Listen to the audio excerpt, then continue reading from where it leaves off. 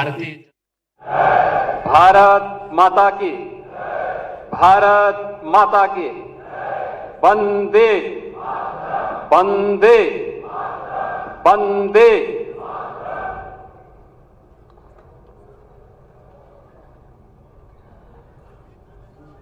Bharatiya Janata party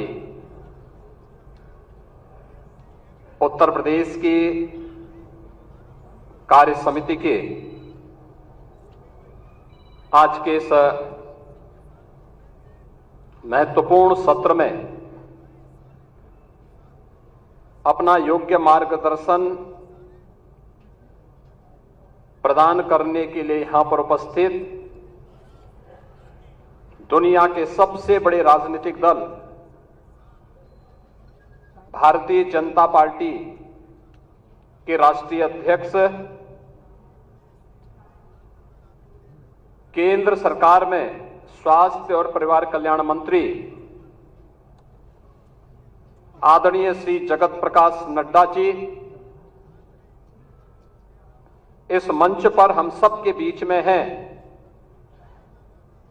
मैं प्रदेश भर से आए हुए भारतीय जनता पार्टी संगठन के पदाधिकारियों, प्रदेश सरकार के मंत्रियों, जिला के क्षेत्र के पदाधिकारियों, प्रदेश के हमारे केंद्रीय मंत्रियों, माननीय सांसद, माननीय विधायकगण, जिला पंचायत अध्यक्ष, महापौर, ब्लॉक प्रमुख, चेयरमैन और मंडल अध्यक्षों की ओर से आदरणीय राष्ट्रीय अध्यक्ष जी का इस कार्य समिति में हृदय से स्वागत करता हूं, अभिनंदन करता हूं।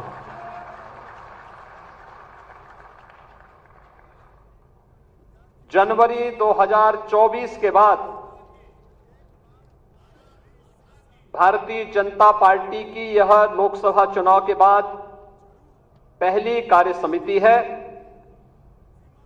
इस कार्य समिति की अध्यक्षता कर रहे हमारे कर्मठ प्रदेश अध्यक्ष माननीय श्री भूपेंद्र सिंह चौधरी जी,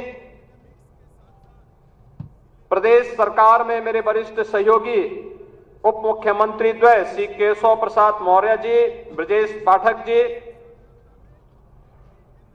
राष्ट्रीय महामंत्री माननीय विनोद तावड़े जी, माननीय श्री अरुण सिंह जी,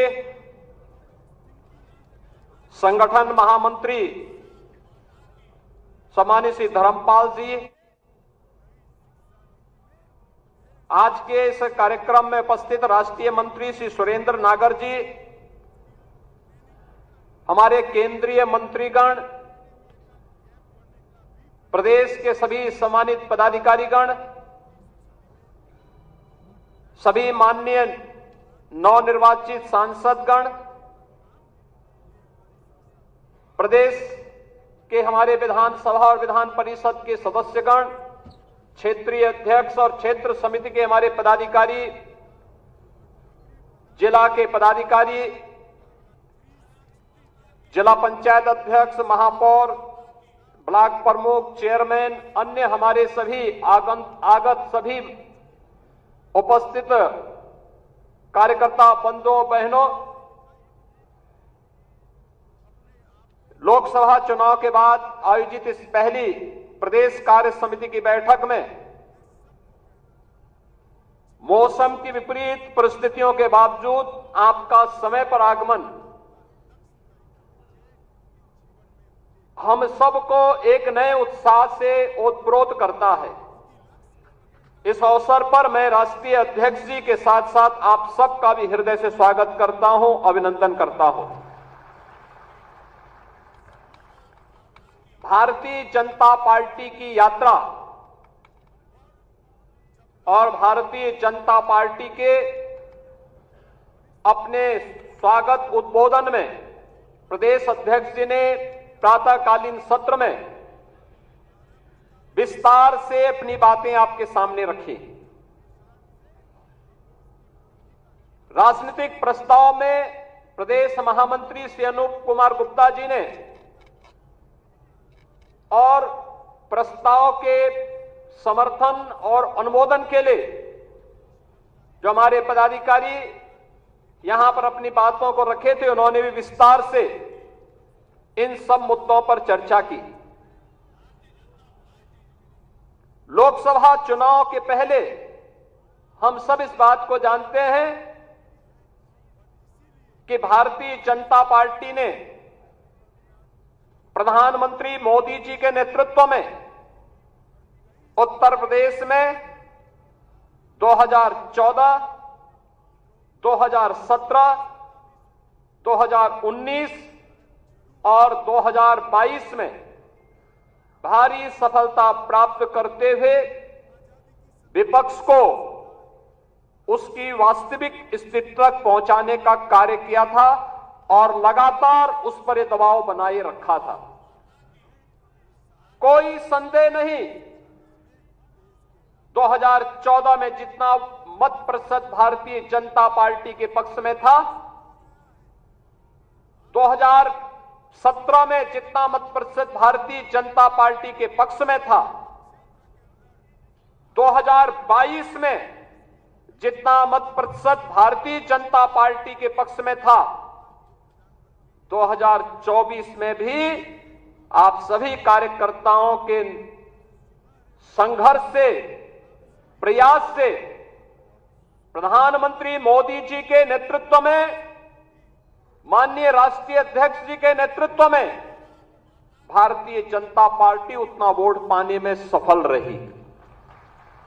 लेकिन जैसा वोटों की शिफ्टिंग होती है और कहीं पर जब हम लोग ये मान करके चलते हैं कि आत्मविश्वास में कि हम तो जीत ही रहे हैं, तो स्वाभाविक रूप से वहां पर कहीं ना कहीं हमें खामियाजा भी भुगतना पड़ता है और वह अति आत्मविश्वास कहीं ना कहीं हम लोगों को जहां चोट पहुंचाने में, उस विश्वास पर खरा उतरने में, उन अपेक्षाओं पर खरा उतरने में जहां कहीं ना कहीं उस विश्वास पर कहीं ना कहीं चोट पहुंची, वहीं साथ ही साथ जिस विपक्ष ने चुनाव के पहले हिम्मत हार करके बैठ गया था, वो आज फिर से उछल कूद करने का कार्य कर रहा है।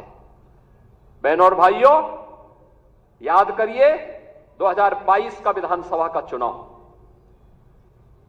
2022 का विधानसभा का चुनाव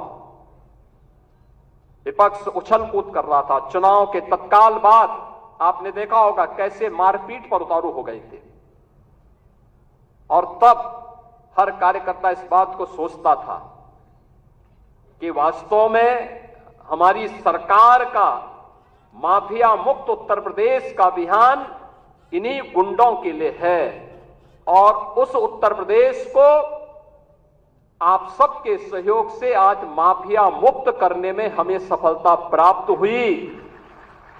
तो माफिया मुक्त उत्तर प्रदेश के साथ साथ हमारे विचार परिवार का ये जो लंबा संघर्ष था, 500 वर्षों का इंतजार समाप्त हो, दुनिया भर के सनातन हिंदू धर्मावलंबी जिन आकांक्षाओं के साथ जी रहे थे, उन अपेक्षाओं पर प्रधानमंत्री मोदी जी के नेतृत्व में डबल इंजन सरकार ने खरा उतर करके अयोध्या में रामलला के भव्य मंदिर निर्माण के साथ साथ 500 वर्षों के बाद रामलला को विराजमान करने का काम भी किया। बहनों और भाइयों, भारतीय जनता पार्टी के कार्यकर्ता को किसी भी स्थिति में बैकफुट पर आने की आवश्यकता नहीं है, किसी भी स्थिति में नहीं है, क्योंकि आपने कार्य किया है। आप विपक्ष में थे, जनता के मुद्दों को लेकर लड़ते थे। आज जब सरकार में थे तो याद करिए, उत्तर प्रदेश के अंदर सुरक्षा का ये वातावरण आपको आज देखने को मिल रहा होगा। याद करिए, इसी मुहर्रम के समय में सड़कें खाली हो जाती थी, सूनी हो जाती थी। आज मुहर्रम आयोजित हो रहा है, इसका पता भी नहीं लग रहा है।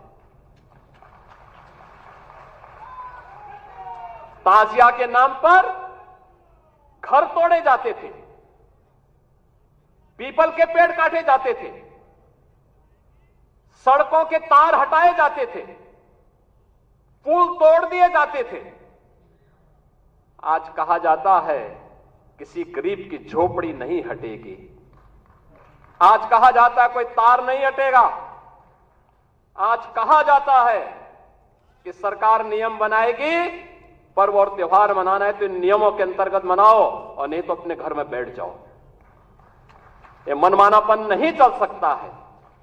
और विधि का शासन कैसे होना चाहिए, सुशासन कैसे होना चाहिए, यह भारतीय जनता पार्टी की सरकारों ने देश के अंदर करके दिखाया है। लोक कल्याणकारी कार्यों का परिणाम कितना हुआ, कोई सोचता था? मैं याद है जब देश के अंदर कोरोना की आहट हुई थी, माननीय नड्डा जी राष्ट्रीय अध्यक्ष के रूप में वर्चुअल हम लोगों के साथ जुड़े थे और आपने एक ही बात कही कि देश संकट में है, मानवता संकट में है। हमारे लिए एक ही मंत्र है, प्रधानमंत्री जी का आदेश है, एक ही मंत्र है और वह मंत्र है सेवा ही संगठन है। ये केवल भारतीय जनता पार्टी ने किया था।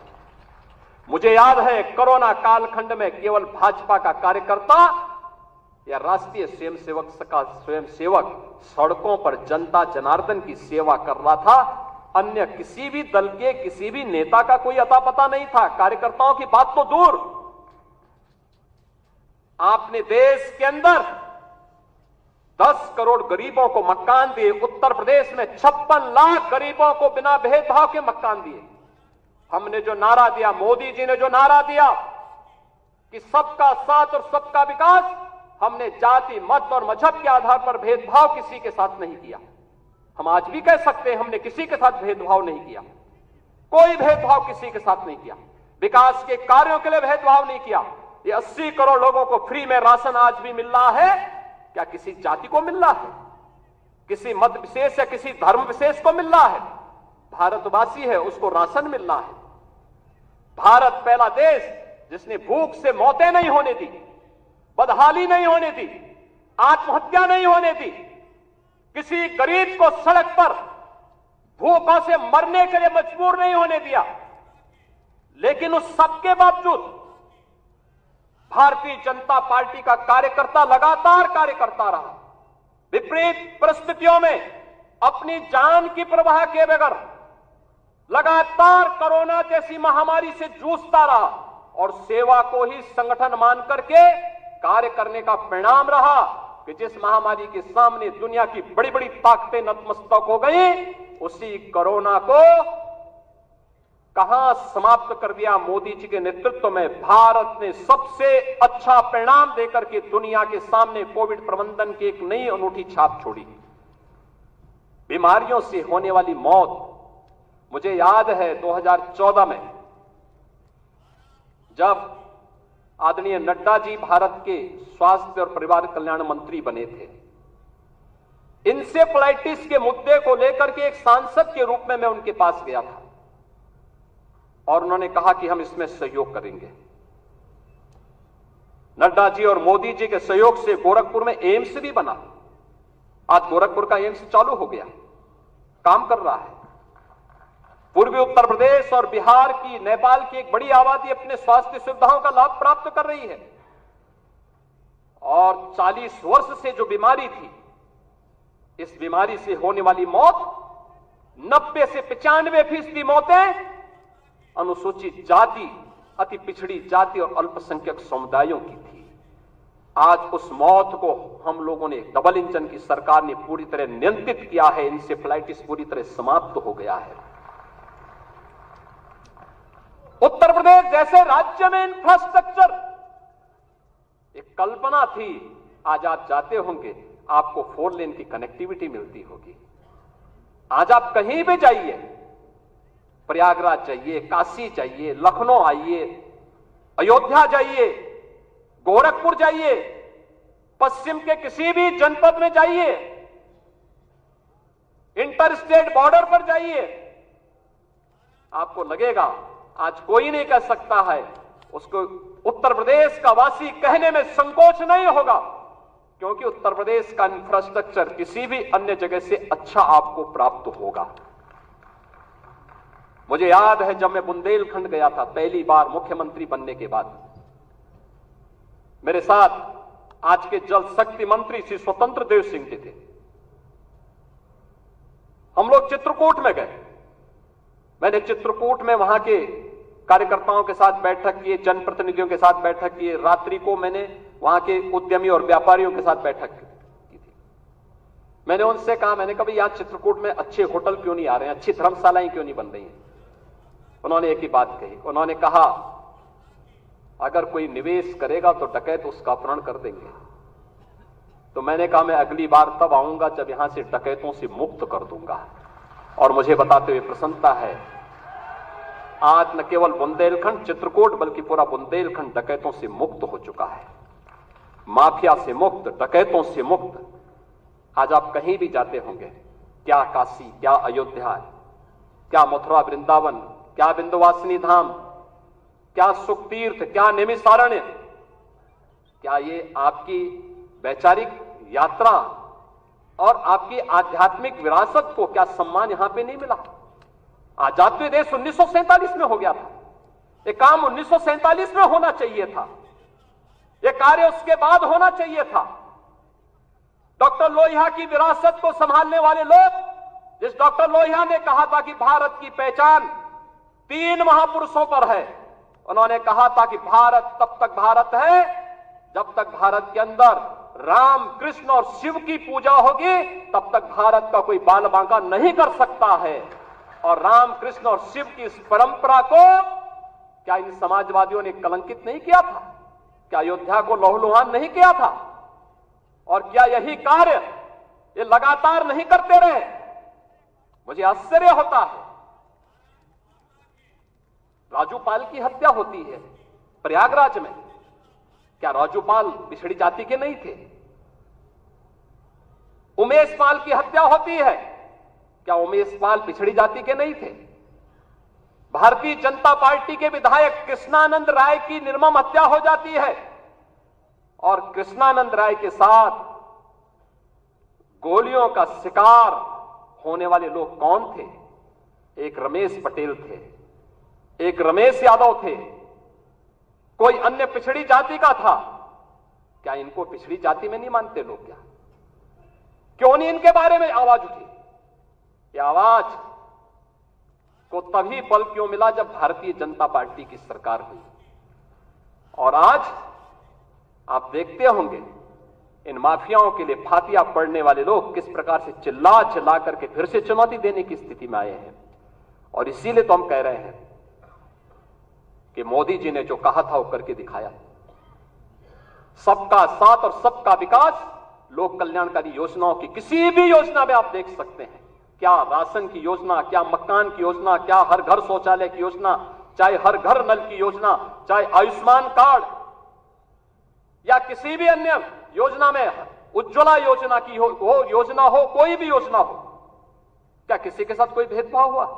जाति, मत, मजहब के आधार पर, चेहरा देख करके किसी के साथ भी कोई भेदभाव नहीं। ये सारी योजनाएं बिना भेदभाव के हर तबके को दी गई। और हमें आश्चर्य होता है, समाजवादी पार्टी की सरकार के समय कन्नौज के मेडिकल कॉलेज की चर्चा हुई। कन्नौज के मेडिकल कॉलेज का नामकरण बाबा साहब डॉक्टर भीमराव अंबेडकर जी के नाम पे था। समाजवादी पार्टी के तत्कालीन मुख्यमंत्री ने नाम बदल दिया। और इस बार जब मैं वहां गया था, हमारे वहां मंत्री श्री असीम और उन्होंने मेरे सामने इस बात को रखा। हमने उसी दिन कहा कि नहीं, ये बाबा साहब भीमराव अंबेडकर के नाम पर ही मेडिकल कॉलेज फिर से जाना जाएगा। और हम लोगों ने इस मेडिकल कॉलेज का नामकरण उसी समय वहां किया था। लखनऊ का भाषा विश्वविद्यालय, क्या मान्यवर कांसी राम जी के नाम पे नहीं था? क्यों चेंज कर दिया गया? ये सब समाजवादी पार्टी की सरकार में होता। दलित चिंतकों और महापुरुषों और सामाजिक परिवर्तन के वाहक उन महापुरुषों को क्या समाजवादी पार्टी ने अपमानित नहीं किया था? वो लगातार अपमानित करते थे। ये तो संविधान की अवहेलना करते थे। इन्होंने तो धर्म के आधार पर अनुसूचित जाति जनजाति और पिछड़ी जाति को मिलने वाले आरक्षण पर भी सेध लगाने का काम किया था। कौन नहीं जानता 2016 में जब समाजवादी पार्टी की सरकार थी, अनुसूचित जाति के नौजवानों की स्कॉलरशिप को समाजवादी पार्टी की सरकार ने रोकने का काम किया था। हम लोग इसको मुद्दा नहीं बना पाए, हम अपनी उपलब्धियों को मुद्दा नहीं बना पाए। मोदी जी के नेतृत्व में पंचतीर्थ बने। नई संसद बनने पर, नई संसद में प्रधानमंत्री मोदी जी देश के पहले प्रधानमंत्री हैं जिन्होंने संविधान की मूल प्रति को अपने सिर पे रख करके नई संसद में स्थापित करने का काम किया था। भारतीय जनता पार्टी संविधान को सर्वोच्च सम्मान देने वाली पार्टी, अनुसूचित जाति, जनजाति और पिछड़ी जाति के अधिकारों को संरक्षित करने वाली पार्टी, लेकिन अफवाह और भ्रम की स्थिति पैदा करके जिस प्रकार से माहौल खराब करने का प्रयास किया गया, ये जानते हुए, दुनिया की ताकतें जानती हैं, ये समाज बिखरा होगा तो आसानी से शिकार हो जाएगा, एकजुट होगा तो बड़ी बड़ी ताकतें इस समाज की ताकत के सामने धराशायी हो जाएंगी।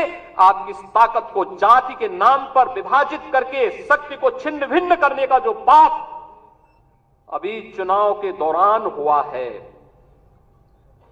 हमें उससे सतर्क और सावधान होना होगा।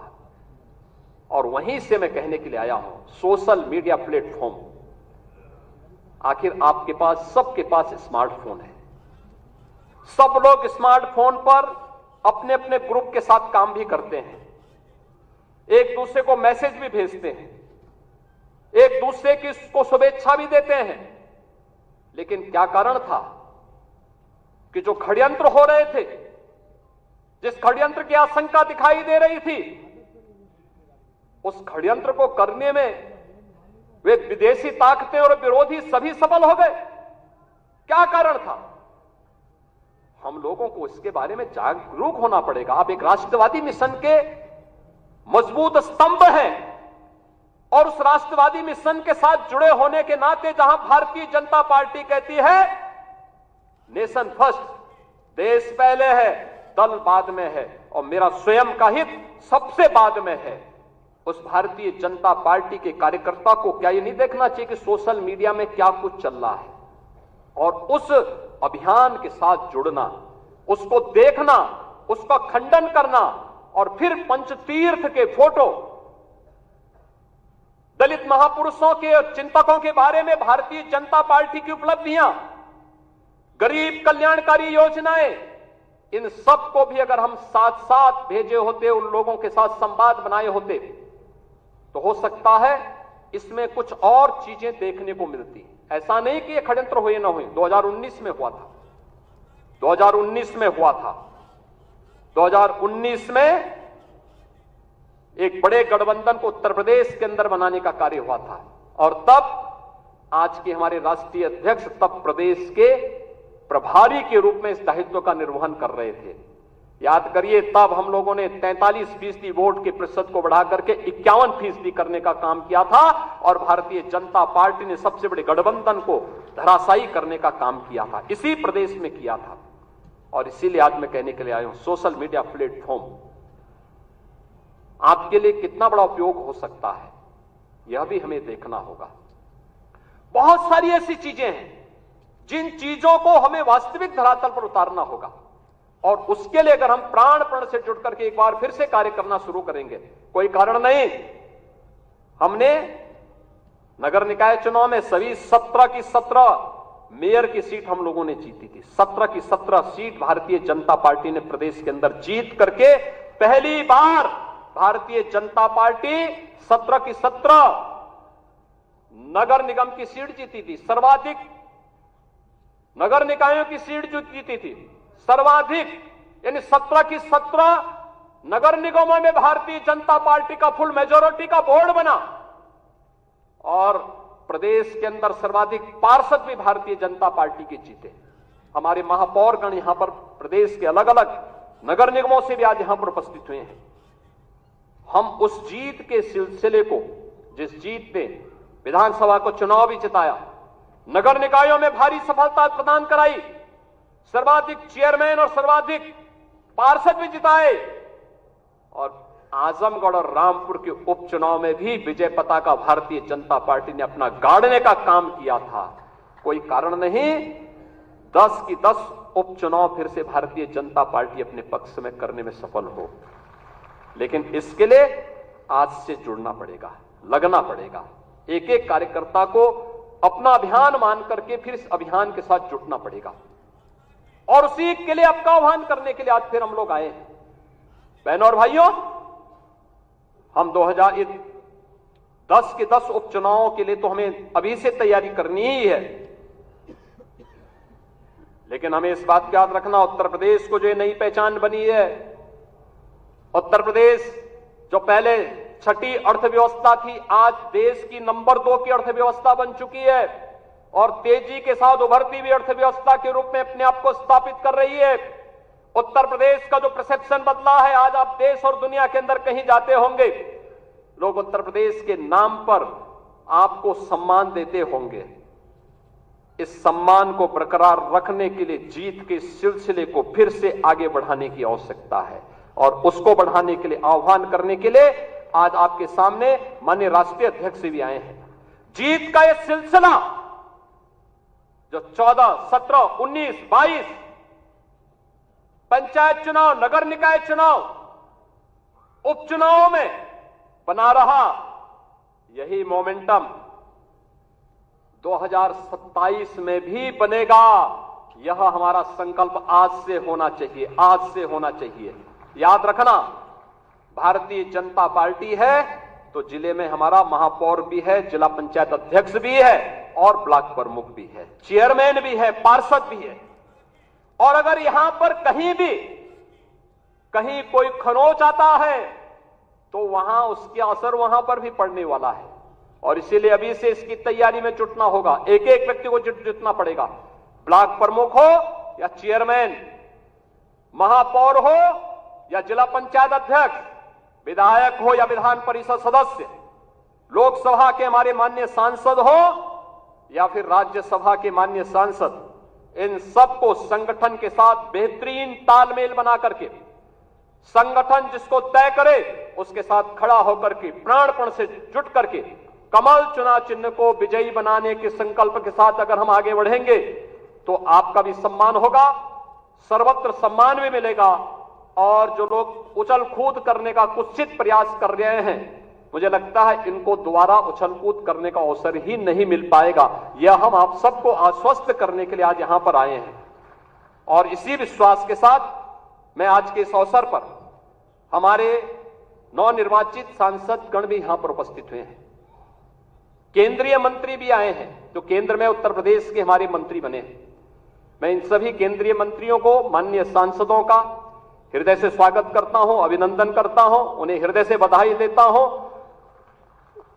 उनके एक अच्छे कार्यकाल के लिए, उज्जवल कार्यकाल के लिए अपनी शुभकामनाएं भी देता हूं और आप सबकी ओर से, प्रदेश भर से आए हुए हमारे संगठन के इन शिल्पियों और स्तंभों की ओर से माननीय राष्ट्रीय अध्यक्ष जी का मैं प्रदेश कार्य समिति की इस बैठक में हृदय से स्वागत करता हूं, अभिनंदन करता हूं। धन्यवाद। जय हिंद।